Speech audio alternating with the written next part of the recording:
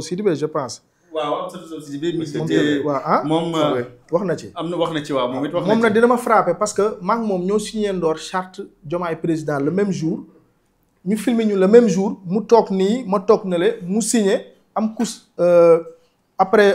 Moustapha Njekk Sare toog ma soog a signé mais di wax ne moom c'est un professeur agrégé en droit et sciences politiques lu mu def xam na ko lu mu def ci xam na ko maintenant nag dafa poser un acte politique la poser man noonu laa ko am maanaam moom xam na bu baax ne ci kaw taabalam bàyyi na fa ñoom mu initiative easy bu Pape Abdoulaye Touré nga xam ne déposé nañ bind nañ ko lettre tontuwu leen dem bind directement le juge interpellé ko ci kaawu Farba Ngom je pense que ni loolu man damay gis benn acte politique parce que moom moo fi waxoon la troisième voie man dama gis koo xam ne actuellement dafa bëgg a génn di préparer ay élections moo tax mu poser acte bii man noonu gis-gis boobu laa ci am ndax lim def tegu ko fenn. maintenant le cas de Farba Ngom wala ñaata nit ñoo nekk ci prison yi feebar mais Ousmane Sonko ak keneen Pape Mamadou Seck tëj na leen ay ñaari atu kaso ñu feebar mais pourtant da leen fa bàyyi mais en même temps aussi tamit loolu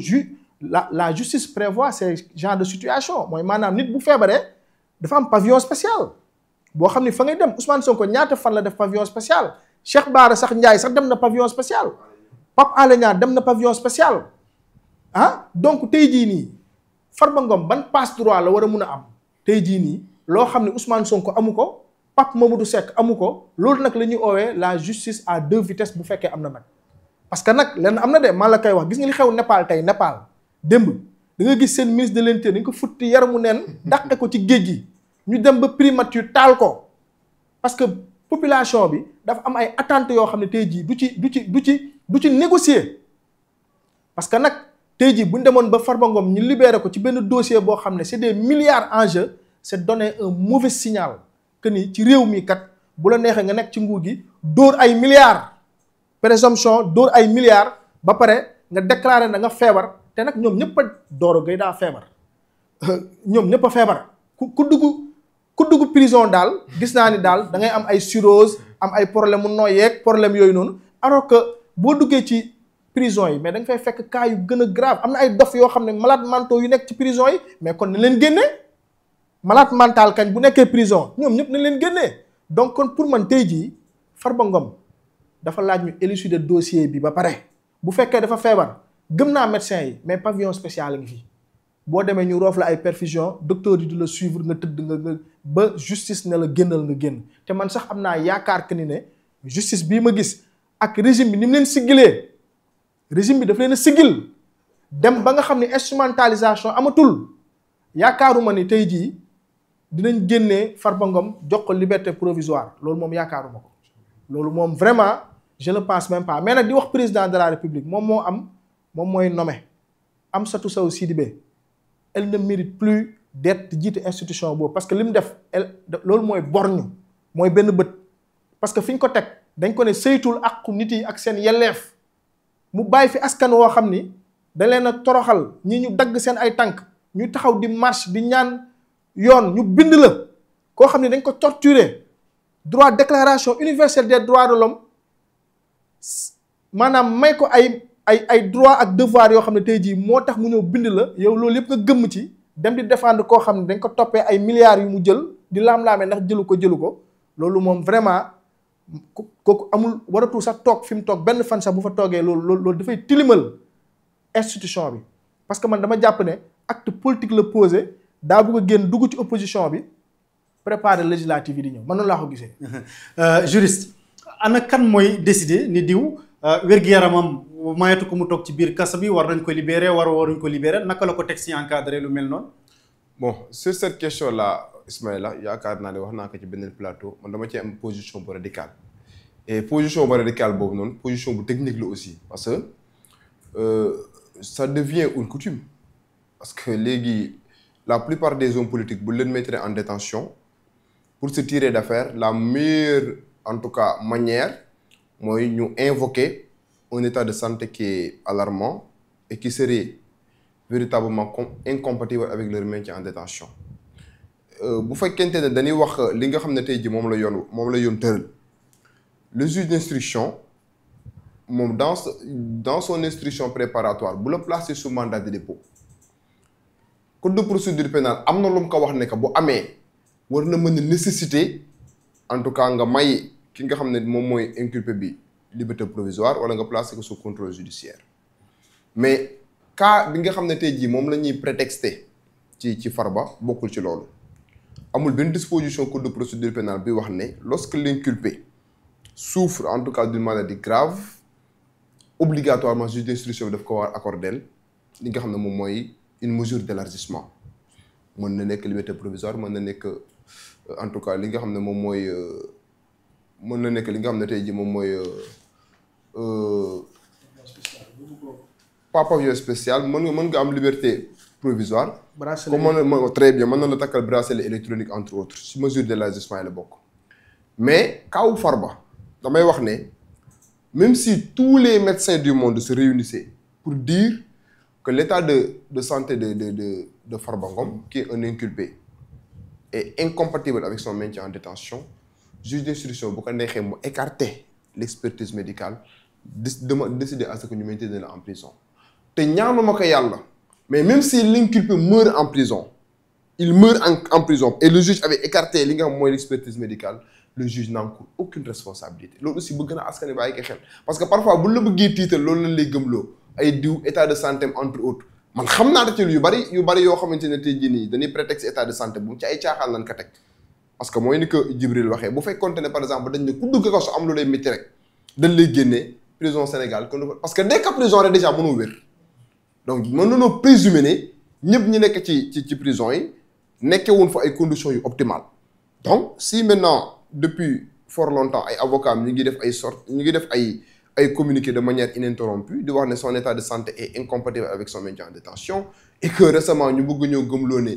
bëri na ay médecins yoo xam ne constaté nañ loolu il faut que ces gens là comprennent que l'expertise médicale même bu ko médecins yi monde bi yëpp attesté woon wax ne lii dafa graaw ça ne lie pas le juge bu ko neexee mu écarter que maintenir la li nga xam moom mooy en détention te bu lu ci manti xew le juge amul benn responsabilité boo xam ne da koy encourir parce que moom instruction préparatoire am moom moo am pouvoir discrétionnaire am apprécier koo xam ne war naa mën a bénéficier wu en tout cas si yenn mesures d'élargissement yi donc ci kaw Farba moi je dis que du sax pertinence du sax logique tey jii juge d'instruction di ko accorder liberté provisoire pour la bonne et simple raison qu'au-delà des dossiers yi nga xam ne c'est des dossiers très costauds yi nga xam ne moom moo ko maintenir en détention mais il ne faut pas perdre de vue que Farba dafa am yeneen dossiers yoo xam ne daf ko fekkaat ci biir prison bi donc ku mel noonu tey jii nii ñu lay toppee ay blanchiment de capitaux ay escroquerie sur les deniers publics association de malfaiteurs entre autres ñu may la tey jii nii liberté sax mën na écorner en quelque sorte la sincérité de la procédure parce que li tax juge bi tey jii di placer nit sous mandat de dépôt nit juge bi placé wul nit sous mandat de dépôt parce que dafa sévère de dalay placer sous mandat de dépôt parce que placement sous mandat de dépôt boobu mooy permettre tey jii nii kat boo nekkee en liberté mën nga def ce qu'on appelle des subornations de témoins mooy képp koo xam ne wóor na la ne mën na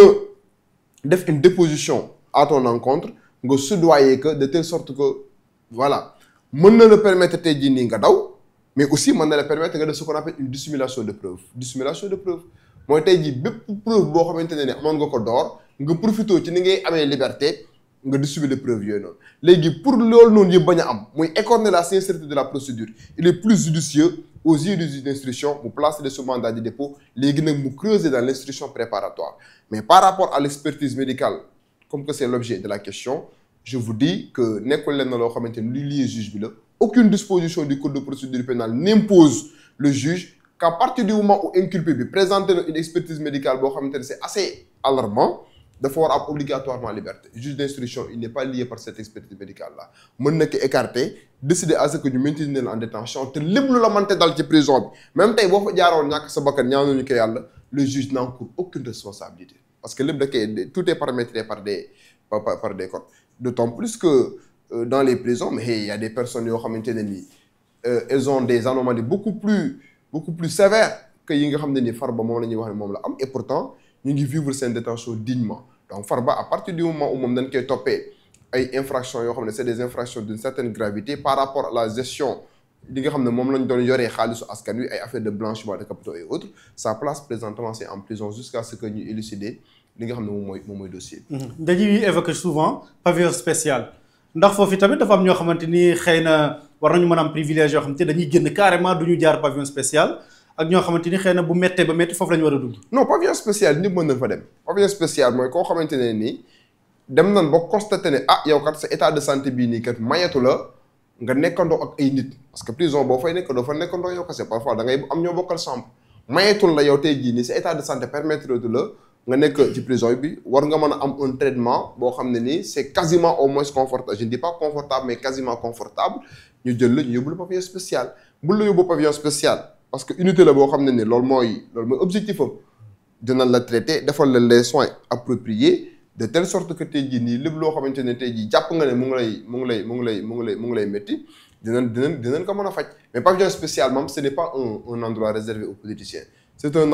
endroit boo xamante ne képp koo xam ne nekk nga en détention et que ñu constaté ne sa situation dem na ba commencer dégrader wu carrément sa situation sanitaire ñu yóbbu le pavillon spécial dina am ay médecins yoo xamante ne ils auront la possibilité ñu ñëw defal les soins appropriés.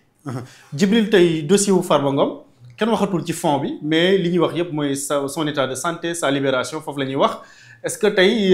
du benn xëy na retournement de situation boo xam ne am na nit ñi fàtte carrément sax lan moo ko yóbbu ci biir kaso bi. bien sûr mais le cas de Bibo Bourgi kooku bi ñu koy jugé dafa tëdd ci civière bi yóbbu ko ba ci tribunal ba teg sonde bi branché ko ñu koy jugé mais ñoom Farba ñoo nekk au pouvoir. Ndeye Khady Ndiaye. le cas comparu devant la chambre criminelle en étant enceinte. voilà donc tey jii Farba ñun kan lañ ko xamal feebar bi kan la ñëwee du Farba moo doon taxaw assemblée di dem ci di vraiment très actif dem ci télé yi di kooku kenn xamalu ko feebar xam nga nag peut-être nag boo tàmmee ay milliards boo duggee ci jël bi naaj bi tàng nga commencé jooy saa waay affaire bi daal saa waay na toog foofu et puis même pour sa sécurité tey jii boo ko libéré actuellement askan bi jàpp ne kii mënul jël parce que askan bi ñoom fu mu ñoom jugé nañ Farba ba pare de sénégalais yi fii gars yi jugé nañ Farba ba pare sénégalais boo jël laa la wax boo ko laajee Farba milliard moom da lay jugé na ba pare te tout le temps damay wax ne jugement bi du rek ci tribunaux yi ci mbedd bi ci la nekk tey jii amul boo doon def enquête nga génn ci biti rek ne Farba milliard rek automatiquement day naan kooku kat Macky Sall parce que et puis dafa am benn image bu traîner Farba te xam naa ne peut-être dëgg la wala du dëgg dañ naan pousse la doon yore ba am ay milliards donte du dëgg sax mais sénégalais yi loolu la ñu gëm